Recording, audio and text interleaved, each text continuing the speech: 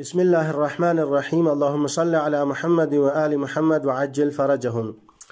نیت حوالی سره مو څه مسئله بیان کړلې. خب یو سوال ذهن کې راځي چې انسان روژې کې یا ټولې میاشتې دپاره نیت ونیسي یا اول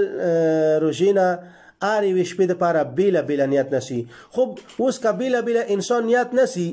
نو دا سوال ذهن کې راځي که یو انسان د هغه ماښام څملستلو اصلا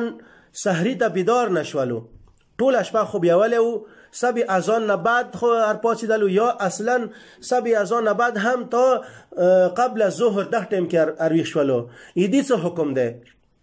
چې مثلا هغه سبی المنځه نه مخکې سحري ته نه ارویښ شولو، سبی نه بعد هم ارویښ نه شولو، تا قبل الظهر ورځې کې څه ټایم ارویښ شولو، دې خو روژې نیت نه وکړلو، دې څه حکم دی؟ نو شارع مقدس داسې وایي چې که چیرې یو کس هغه ماښام څملستلو سحري ته یعنې سبې اذان نه مخکې ارویښ نه شولو، نو هغه ظهر نه مخکې څه ټایم هم هغه ارویښ شولو، څه خوراک چکاک چای نه دی کړی یا داسې کار نه دی کړی چې هغه روژه بطلوي، هغه د روژې نیت کولی شي، واجب روژې. البته که ظهر نه بعد ارویښ شولو نو بیا د واجب روژې نیت نشي کولی، بلکې دی روژې به بیا ورسته قضا کوي. دې ورځې به هم ټول هغو کارونه ځان وساتي چې هغه روژه بطلوي، بلکې ورسته به هم بیا دې روژې قضا کوي. البته که چیرې مستحبي روژه وي، مثلا روژې نه بعد ځنه انسان دی هغه د مستحبي روژې ساتي، لکه مثلا روژې سې ورسته شپږ ورځې مستحب دی چې انسان روژه وسې وساتي، یا ځنه مثال ایام البیض روژې ساتي، یا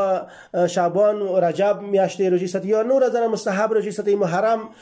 مستحب روژې ځنه کسان ساتي. خب دې کې انسان که چیرې شپې خوب یولی شولو،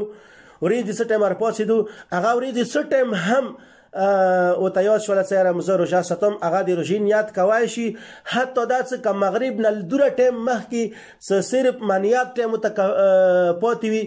دې ټایم کې یاد شو دې ټوله ورځې کې داسې کار نه دی کړی چې هغه روژه بطلوي، هغه د روژې نیت کولی شي. پس مستحب روژې و واجب روژې کې فرق دا شولو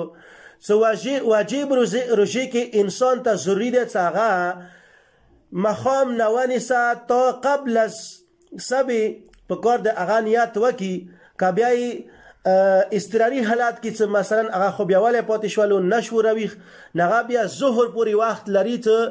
قبل از ظهر هغه په کار دی د روژې نیت وکړي. که قبل از ظهر دی روژې نیت نه وکړ نو بعد از ظهر بیا هغه واجب روژې نیت نشي کوی،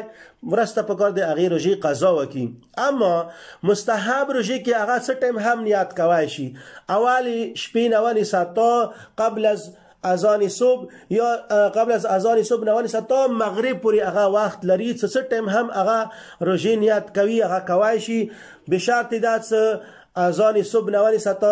ټوله ورځې کې هغه داسې کار انجام نه وي کړی چې هغه روژه بطلوي، نو هغه د مستحب روژې نیت کوی شي.